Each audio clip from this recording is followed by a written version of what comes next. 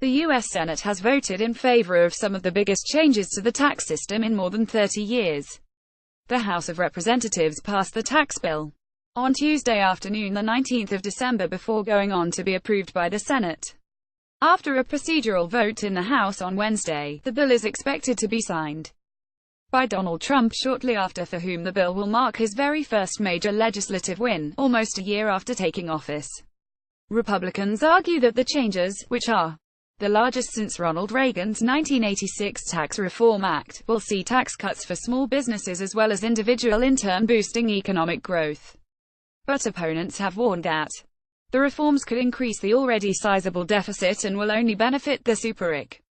Tax bill highlights tax cut for corporations from 35% to 21%, smaller inheritance tax expansions to child tax credits, and lower taxes on profits from overseas.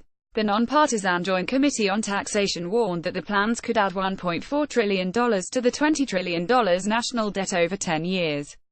Republican Speaker of the House, Paul Ryan, said today, "We are giving the people of this country their money back.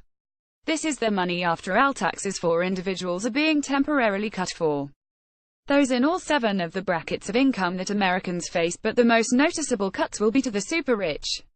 According to the Tax Policy Center, 5% of taxpayers would pay more in taxes in 2018, 9% in 2025, and 53% in 2027, if the plan is signed into law.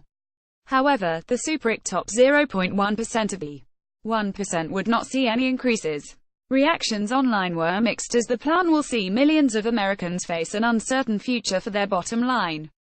Peter Daou said, "What do you think of Speaker Ryan's glee over this tax bill that steals from the poor to give to the rich?"